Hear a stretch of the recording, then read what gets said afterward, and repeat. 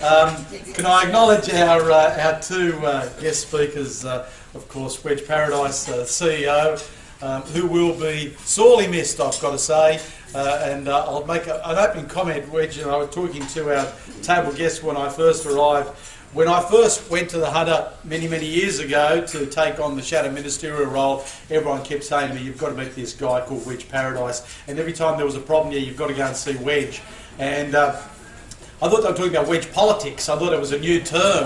And fortunately for the region, you had, as a representative, an outstanding spokesperson, not only for the organisation that we're here today to celebrate yet another wonderful milestone, but also your personal contribution you've done for the region. There's no doubt that despite the fact that you might like to think you're going to retire or take an opportunity to do something else with your life, there's no way in the world that the Hunter Valley is going to allow you to slip through our fingers.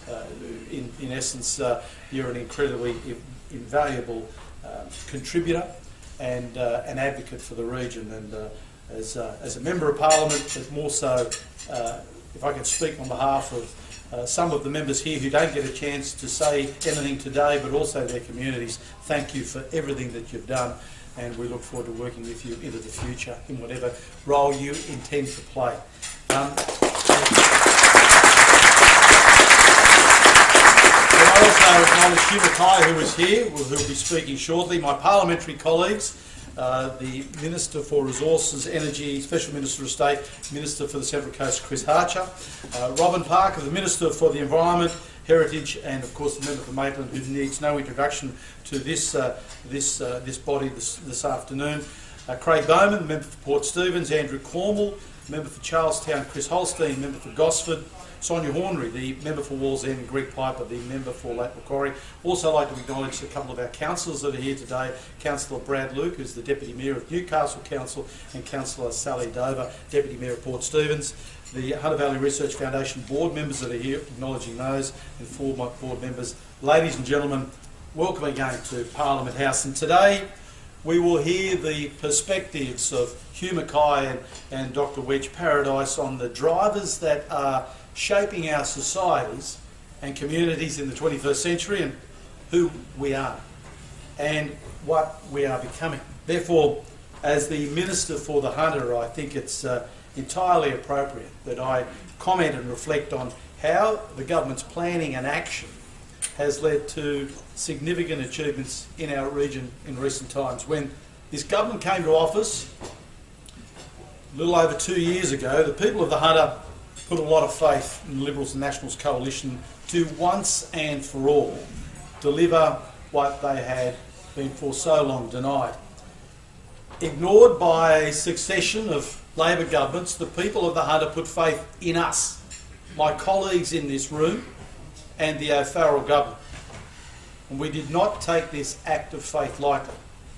And we know if we don't get it right and deliver, the people of the Hunter will have no qualms in waving us goodbye. When I came to office as Minister for the Hunter, my vision, which remains, was to work with my Hunter colleagues to transform and revitalise a city and a region that have been lost in years of neglect. I spelt that out in the first opportunity I've had to speak to this organisation, and I continue to make it the centrepiece of the approach that I take as a Minister, advocating on behalf of those who are not in Cabinet and working with those that are. The government established the $350 million Hunter Infrastructure Investment Fund, which is being put to use on much needed regional infrastructure projects.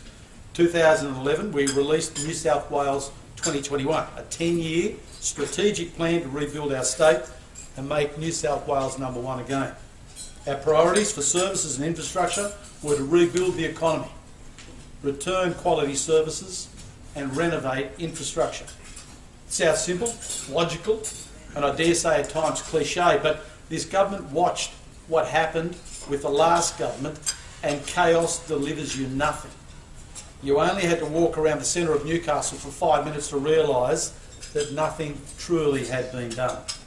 Our plan has long-term goals measurable targets and guides budget decision making so we can make the right choices with taxpayers' money, your money, and provide value for that money. The goals in New South Wales 2021 plan have been applied in a targeted way for the region through the Hunter Regional Action Plan and other plans such as the Newcastle Urban Renewal Strategy. Now, I don't want to stand up today and summarise to you the multitude of planning and reports that have been carried out, nor do I want to insult your intelligence by simply summarising our goals for the region. We know them, more importantly you know them. Now it's about achieving them. And yesterday the Treasurer announced that the government intends to proceed a long-term lease of the Port of Newcastle, subject of course to appropriate scoping study. As the Treasurer said, if the transaction is successful, $340 million of the proceeds will be directed towards revitalisation of Newcastle, for which this government has already committed $120 million. This new $340 million investment will go towards the government's vision for Newcastle, which includes a proposal to replace the heavy rail line between Wickham and the city with light rail, and subject to the completion of the business case, providing the potential for a light rail service to link Newcastle CBD with surrounding suburbs, beaches and the broader Hunter region. The government has also acquired a 2/3 share of key Newcastle city centre lands and entering into a project delivery agreement with one of your sponsors, the GPT Group, to realise a potential $400 million mixed-use development in the Hunter Street Mall. For far too long, under previous administrations, Newcastle has sadly and had sadly been the poor cousin when it came to spending money on infrastructure to build an economy. Think back when I was a shadow minister. Think back what the mantra was. Whether it was here, whether it was the City Hall in Newcastle, whether it was business chamber functions, whether it was outdoor knocking, what was it people said? We wanted a fair share. We wanted to see a fairer share of the prosperity that this state had enjoyed. We've done our planning and due diligence, and we have made the decision to remove the rail line. Now, whatever side of the dingo fence you sit on this issue, it cannot be denied that the lack of decision under previous administrations was crippling the city. I've been a long-term advocate to replace heavy rail in the CBD of Newcastle. I don't hide from that, because our plan to renew the city will benefit not just the city of Newcastle, but indeed the whole Hunter. I've said for far too long that 2,000 metres of rail line was symptomatic of an inability to actually make a decision, whether you were talking about Newcastle or indeed other areas. It was the symbol by which everything else was viewed. For far too long, the Hunter was split and divided by electorates and parochial interests that stemmed the growth of the region. There's been a lack of understanding that the region is interconnected, and the success of one region is critical to the other. The growth and success of the CBD of Newcastle has flow-on effects. Flow-ons that affect Maitland, Robin Parker here, Craig Bowman in Port Stephens, Lake Macquarie, Swansea, Charlestown, Wallsend and Cessnock. For our region to grow and prosper, our MPs have been united and working together to get where we are today. If they were not, the story sadly would have been very different. And this is exactly what the community wants. Now, as I've said before, and I'll continue to say, there will be differences in opinion between Labor, Liberal and indeed Independent of the region.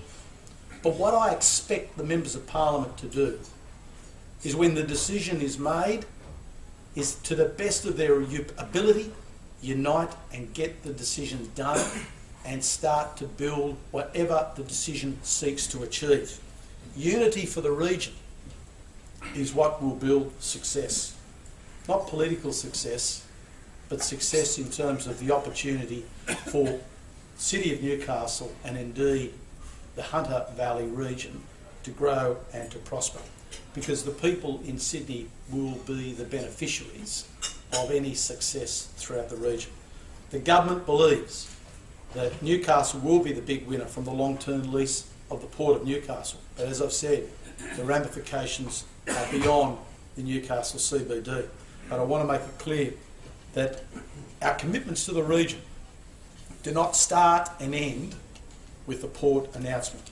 There are many ways that the government is putting this vision into action. We're proud of our achievements over the last 2 years. The summit probably seems to have been there a lot longer. But just over 2 years, we've just crossed over that halfway point. And this is from a government that had been out of government for 16 years. We are getting on with the job. In yesterday's budget, $222 million was allocated to complete the work on the Hunter Expressway. A further $30 million for the work Newcastle City Bypass. $93 million was allocated under the Hunter Infrastructure and Investment Fund for a variety of projects, particularly in areas of roads and health. The loss of BHP and the earthquake were monumental disruptions to the economic prosperity of the region. Yesterday, $33.3 million has been made available for the remediation of the former BHP Steelworks waste emplacement facility and $13.7 million to prepare it for redevelopment as an important employment hub. How long has that needed to be done? We want to bring people back to the Hunter, to live, to work and to play. This investment is about recognising the changing the nature of the region, the growth of new industries and opportunities for employment, opportunities that come from a new knowledge economy, a university city with world-class medical and research facilities. Through New South Wales trade investment, the government has been successful in attracting over $327 million of new investment since coming to office, creating more than 1,100 new full-time jobs and supporting 34 Hunter companies to enter into new global markets. Tim Owen's not here. He's not here today, but he's not in the Parliament. He's overseas on probably the quickest trip you've ever seen over to Europe to bring more jobs, more growth into our region. That is the commitment that the members have, whereas most would like to, and quite rightly, be here to be answering questions and to be talking about the renewal. That job, Tim's done that part of it. That's now underway in terms of the discussion. Treasurer, the Premier, myself and others are involved in that debate. He's now moving on to the next target, bring jobs to the region. There are also significant new capital investments set to become operational in the next 12 months to support the diversification of our regional economy. Stolehaven, Australasia bulk liquid storage, Newcastle agri-terminal export facility, and the investment in Aspen Medical and a new international centre for resource health in the region. The government has successfully negotiated and secured the Hunter as a launch site for the National Disability Insurance Scheme, set to commence in July this year. Yesterday's budget provided a record $585 million to go towards the Hunter launch of the NDIS, benefiting 10,000 people, and more than $8 million has been allocated for a number of community service capital projects. To give you a quick snapshot, we've also delivered since March 382 new teachers into the Hunter region. 412 new nurses were recruited into the region in the last 2 years since March 2011. Of course, you've seen it yourself moving around the region.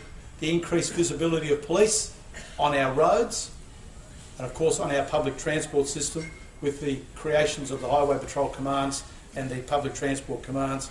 We're continuing to invest in that critical emergency service infrastructure that you need, whether it be fire stations or indeed facilities for emergency services. Ladies and gentlemen, I stand proud to be a member of a team that has indicated to people of New South Wales, but particularly to the Hunter Valley, that we take the region seriously and that we're prepared to make the investment into the region that needs to be made. There's no doubt that a lot of what is born out of our decision making leading up to coming to government, most certainly in opposition to coming to government, was as a result of the relationship that we enjoyed with this wonderful organisation.